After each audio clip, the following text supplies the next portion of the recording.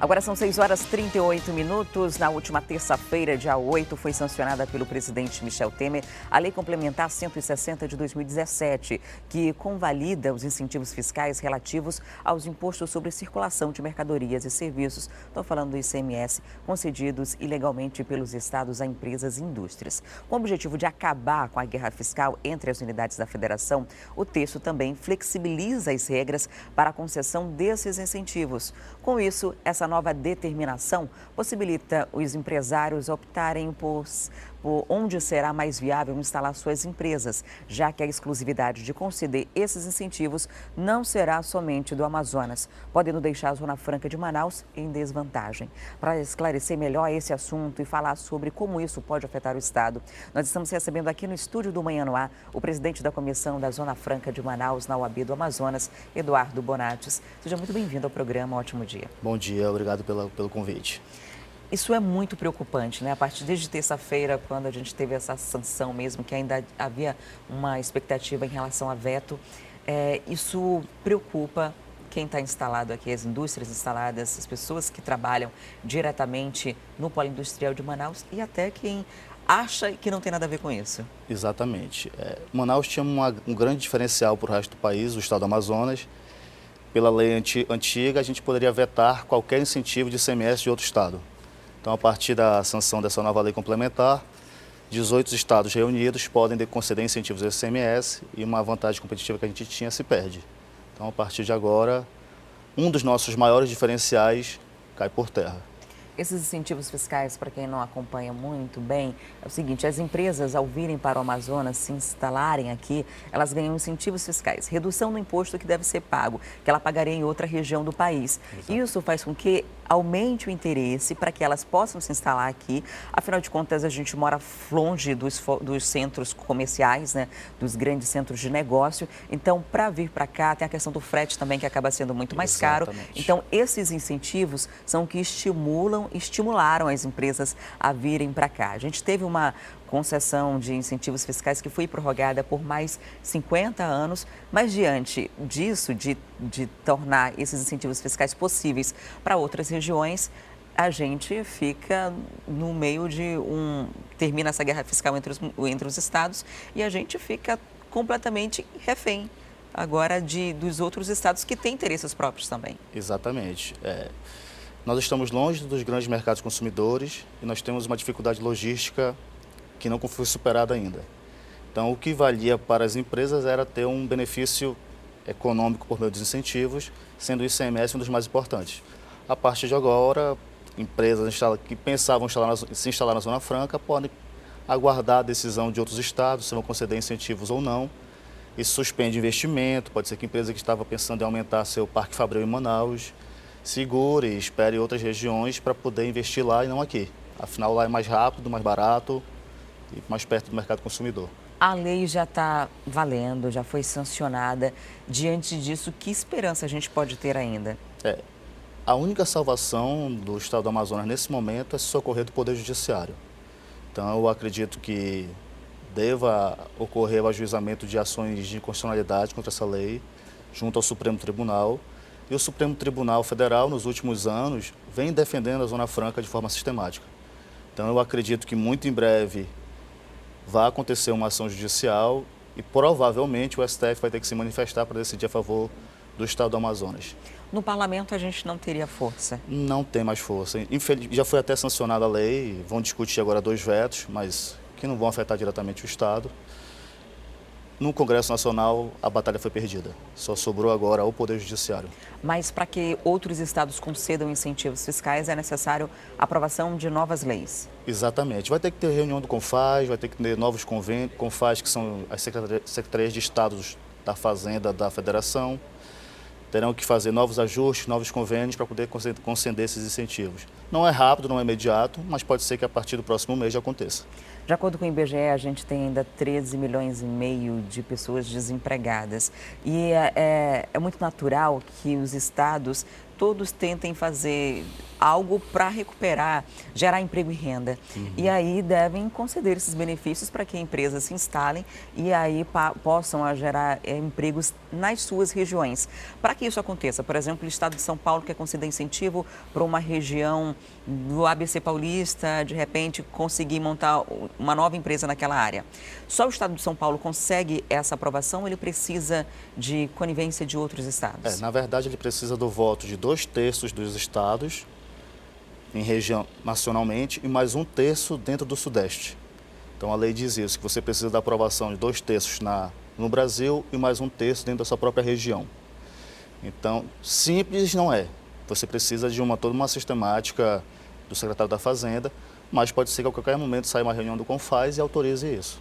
Mas a gente não consegue barrar apenas com a quantidade de parlamentares que a gente tem, tendo 8 deputados federais, né? Os deputados federais são determinados pela quantidade de eleitores de cada região, e São Paulo tem 70, então aí a gente já tem uma desvantagem muito grande. Nem a região norte, ainda que a gente queira agregar a região norte, nem ela seria capaz de barrar essa decisão, porque são 18 estados para votar favoravelmente, eles podem negociar de um jeito lá e excluir a região norte dessa negociação.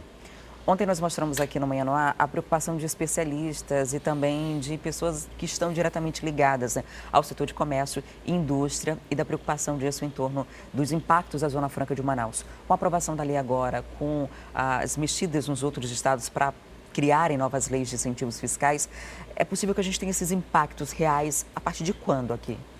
Todo e qualquer investimento que poderia ser realizado a partir de amanhã vai ser suspenso. Então, quem pensava em aumentar seu negócio, quem pensava em investir no estado do Amazonas em razão desses benefícios, vai segurar. Então, as reuniões de CODAM, por exemplo, de projetos pré-aprovados, projetos que seriam iniciados aqui, caem por terra? Provavelmente, na próxima reunião já haverá uma diminuição de projetos em discussão, porque todos aqueles que pensam em aumentar, em diversificar seus investimentos, vão segurar e vão esperar os outros estados. É natural, está todo mundo atrás de redução de custo. E onde houver o menor custo, as empresas vão atrás. É possível que as empresas que já estão aqui saiam ou a partir do momento que elas vieram e já receberam esses benefícios, tenham uma espécie de contrato de fidelidade, alguma coisa nesse sentido? Não. Nesse primeiro momento não haverá redução, não haverá um impacto negativo no estado do Amazonas. Eles vão somente aguardar se os outros estados ficarão mais competitivos. Então, a expectativa é, ao longo desse ano, que vem de incentivo das regiões mais poderosas, como Sul e Sudeste, se lá se tornar mais atrativo, eles vão embora. Não tem fidelidade ao estado do Amazonas, não tem nenhuma limitação que os vincule ao estado. Onde ficou mais barato vai ser mais atraente. Exatamente. E a gente tem alternativa econômica que possa suprir o que hoje é gerado pelo Polo Industrial de Manaus? Infelizmente não. O nosso último levantamento, quase 90% do estado depende exclusivamente do Polo Industrial de Manaus. A redução do polo gerará um impacto desastroso para o estado, perda de receita, desemprego e tudo mais que isso tem como consequência. Perda de receita e desemprego leva também a aumento de criminalidade, né, de violência. A gente já viu um aumento considerável desde a crise econômica, que muitas pessoas ficaram desempregadas. Há uma superlotação, por exemplo, na rede pública, dos serviços públicos, como o serviço de saúde, né? Muita gente perdeu o plano de saúde, aí superlotou os hospitais públicos. Muita gente não teve mais como manter os filhos nas escolas particulares e aí vai para a escola pública. E à medida que esses incentivos sejam concedidos para outras regiões, a gente deve sentir isso com muito mais força. Infelizmente, de 2014 para cá já houve uma redução significativa no faturamento e nós já vimos todos esses problemas sociais aumentando. Então imagine que você pode multiplicar isso por 3 ou 4 e é essa a previsão se os incentivos forem sendo perdidos e as empresas forem saindo. A tendência é só piorar. E às vezes as pessoas não têm consciência disso, né? Não trabalho no distrito, eu trabalho em outro setor, eu trabalho no comércio, trabalho numa empresa privada, ou sou concursado, mas o impacto é muito grande. É absurdo. É um tema complexo, as pessoas às vezes não entendem a importância de legislação de Zona Franca, mas o dia a dia do Amazonas depende exclusivamente da Zona Franca. Então, a pessoa que está lá no distrito, que está pegando seu ônibus para ir trabalhar, esperando a rota, tem que entender que um ato legislativo desse gera perda de emprego, gera perda de receita, então o ônibus vai ficar mais cheio porque vai Vai ter diminuição do incentivo de ICMS, vai ter redução de frota, vai ficar mais cheio o hospital, vai ter menos dinheiro. Então, é uma bola de neve com efeitos catastróficos. Começou em 2014 e vem piorando, e essa é uma facada bem no peito do estado do Amazonas que nos preocupa bastante. Quem deve recorrer dessa lei? É o governo do estado, é o parlamento? Quem é que pode ajuizar uma ação para tentar alegar inconstitucionalidade e evitar que tantos prejuízos sejam causados? Pode ser o governo do estado, pode ser a Procuradoria-Geral do Estado, o governador, a Procuradoria, pode ser um partido político com representação no Congresso, pode ser uma entidade de classe com finalidade nacional, uma Confederação Nacional da Indústria. Acredito que cada um vai analisar o que mais lhe afeta e entrar ou contra a legislação toda, contra partes da lei, para tentar se proteger. No STF, né? Então, esse é o nosso último recurso, é o Supremo Tribunal Federal agora? Eu acho que não é o nosso último, não. É o único e desesperador recurso é o Supremo Tribunal Federal nos salvar. Bonatti, muito obrigada por sua visita aqui no Manhã no Ar, por trazer esses esclarecimentos para a gente. É algo que nos preocupa muito. Ontem a gente fez a reportagem, hoje trazendo a entrevista, para que todo mundo em casa tenha consciência e de alguma forma possa pressionar o governo para que se mexa. A gente demorou muito se mexer. É verdade, ficou complicado, mas ainda tem uma salvação. Então agora vai ter que ser judicialmente, mas ainda há esperança. Acreditamos que no Supremo Tribunal Federal a Zona Franca consiga mais esse respiro. Muito obrigada por sua visita, um ótimo dia. Obrigado. Recebi hoje o Eduardo Bonatti, que é presidente da Comissão da Zona Franca de Manaus, na Ordem dos Advogados do Brasil, seccional Amazonas. Na última reportagem da série sobre a reforma trabalhista, vamos discutir os impactos das mudanças na economia do país e aqui no estado. Será que essas alterações na CLT vão se converter em mais empregos para a população, como foi prometido pelo governo federal? O que muda a curto prazo, médio e longo? A repórter Natália Freire buscou essas respostas para a gente. Confira.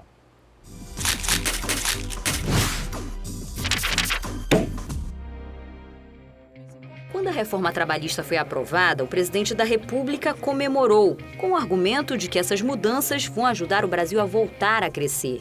Uma vitória do Brasil na luta contra o desemprego e na construção de um país mais competitivo. A nova CLT passa a vigorar no dia 14 de novembro. Com mais de 13 milhões de desempregados no país, ela se estabelece sob enorme expectativa. No Amazonas, os setores produtivos não veem a hora de voltar a crescer. Nos últimos 2 anos, 40 mil trabalhadores foram demitidos e as mudanças na legislação trabalhista animam os empresários. Afeta novamente naquela questão da tranquilidade dos acordos que você vai fazer com o seu colaborador. A questão de aquecimento, crescimento, não depende só disso. Depende de uma conjuntura política e econômica para que a nossa atividade volte a crescer. O presidente do Conselho Regional de Economia concorda. Para o Corecon, a reforma trabalhista deve contribuir para o crescimento do país, ainda que não gere empregos de imediato. Melhorou o ambiente político do país, o ambiente de negócio vai melhorar com certeza. E aí, já tendo essa legislação, essa modernização, essa atualização em vigor, vai facilitar a empregabilidade. O presidente da Federação do Comércio do Amazonas também acha que o momento exigia essa reforma. Você não pode ser crítico a priori, né? Você tem que encarar e enfrentar a realidade de frente, como todos nós estamos sofrendo dessa crise toda, empresário, trabalhador. O que nós entendemos, nós empresários? O trabalhador é muito mal remunerado. Agora, você vai ver quanto se tira do bolso do empresário e não chega no bolso do trabalhador. Ao trabalhador, coube apenas aceitar e aguardar as mudanças na legislação. Mas, dependendo da pressão popular, medidas provisórias ainda podem fazer ajustes no texto final. Lembrando que essa reforma é uma lei simples, é uma lei ordinária. Nada impede de ser refeito isso com o próximo parlamento, que seja feito algumas mudanças, né? Se vai dar certo ou não, a gente vai ver a partir de agora. Os empresários são unânimes quanto ao que ainda precisa ser feito. Temos outras demandas. Para você resgatar a competitividade do Brasil, tem a questão do custo do Brasil, os encargos trabalhistas que nós conversamos, que são muito altos. A ganância do poder público na carga tributária no país é muito grande e isso tira competitividade porque esse custo afeta o custo do produto aqui produzido, afeta o custo da mão de obra. Então o país não é competitivo hoje no mundo globalizado que nós estamos. Este país precisa, nós sempre dissemos isso, de uma reforma trabalhista, uma reforma tributária e uma reforma política. Do ponto de vista econômico, talvez o principal reflexo dessa reforma se dê aqui, na Justiça do Trabalho. Diferentemente da Justiça Comum, na Justiça do Trabalho não existe o chamado honorário de sucumbência, aquele valor arbitrado pelo juiz para pagamento dos advogados. O trabalhador também fica isento dos custos de movimentação processual. Se ele quiser ser acompanhado por um advogado, ele nem precisa ter dinheiro. Geralmente, ele assina um contrato onde se compromete, ao final do processo, se ganhar, a destinar uma parte do valor recebido para o escritório jurídico. Já as empresas não, ganhando ou perdendo, elas sempre precisam pagar os advogados. Agora, com a nova legislação, tudo isso muda. Este juiz explica que, a partir de novembro, reclamantes e reclamados podem ser condenados a pagar honorários e esses valores podem ser expressivos. Você pede 100 mil reais, eu já estou baixando no valor, 100 mil reais, e você não fez isso com critério, não tem prova alguma desse seu dano à honra, você vai ser condenado a pagar honorários à parte contrária.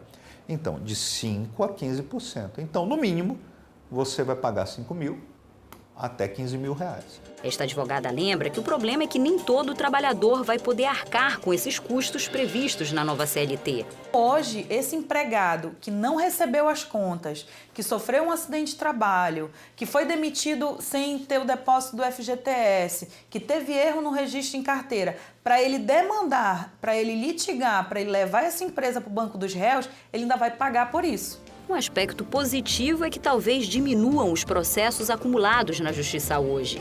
O Tribunal Regional do Trabalho no Amazonas tem mais de 37 mil processos em tramitação, o que custa caro ao país e sobrecarrega os servidores. Agora a gente vai prestar mais atenção nos atos.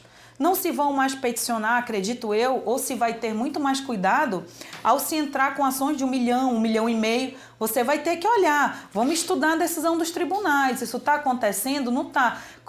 Quanto que a gente pode pedir aqui? Que antes você pediu o que quisesse. E como fica para os magistrados? Com tantas mudanças, está mais difícil julgar? Há muita inconstitucionalidade, ainda um terreno muito fértil para discussão sobre a aplicabilidade de uma norma ou outra. Esta advogada recomenda que as empresas consultem especialistas antes de fazer qualquer mudança. Para que ele faça um diagnóstico da tua empresa. Ele entra na tua empresa e ele vai dizer, olha, aqui está errado, aqui pode gerar um dano, aqui pode gerar uma multa, aqui você pode arrumar isso daqui para cá. São pequenas mudanças de funcionamento do profissional que conhece a lei, conhece o dia a dia da Justiça do Trabalho, conhece no que vai dar aquilo ali. Então, às vezes, é um procedimento absurdamente mais barato do que você contratar o advogado no dia que chega a reclamatória trabalhista lá no teu setor de RH.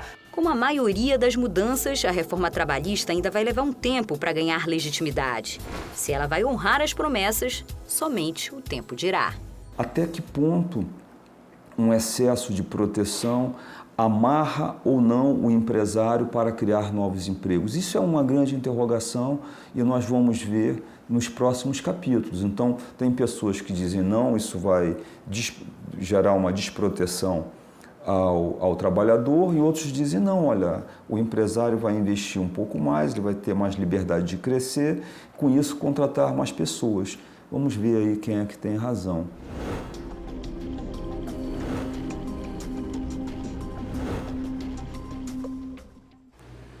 Aproveitar para parabenizar a equipe que participou dessa série, né? A Natália Freire, Nívia Salgado, a Monalisa Gonçalves, a Nara, a nossa editora, a Isla, a produção, o Fred na arte. Muita gente envolvida aí, toda a equipe do Manhã no Ar, que fez questão de fazer essa série para que você aí de casa entenda essa nova lei que começa a vigorar a partir de novembro. A gente está falando da reforma trabalhista. Isso muda consideravelmente a relação patrão-empregado. Se você não acompanhou durante toda essa semana, você pode acompanhar esses detalhes, desde as primeiras conquistas dos trabalhadores até essa última, na nossa página no Facebook Manhã no Ar ou no nosso aplicativo A Crítica Play.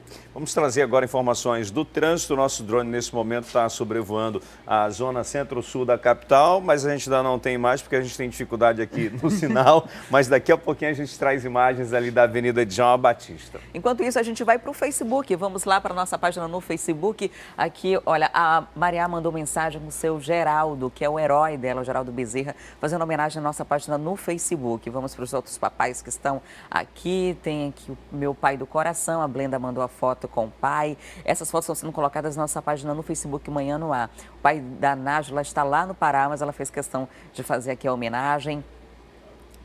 Aqui tem vários filhos, né? O pai com seus filhos e netos, que a Nájila mandou, é ele que está lá no Pará.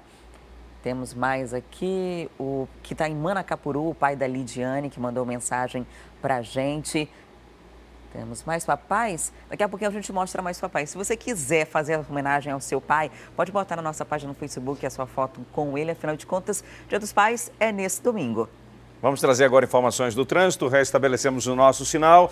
Nós estamos ali na Avenida Djalma Batista. O trânsito é carregado neste momento para quem está seguindo para o centro. Né? Para quem está seguindo para o centro, há aquela lentidão natural, né, desse horário, né? Já estamos nos aproximando aí, já são 7 horas, né?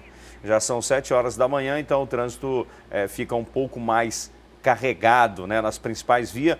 A Avenida Djalma Batista é uma das principais, né, de ligação para o centro comercial, mas a gente não tem informação de acidente, de algum veículo que esteja no prego ou alguma outra situação que esteja dificultando aí a vida do condutor na manhã desta sexta-feira.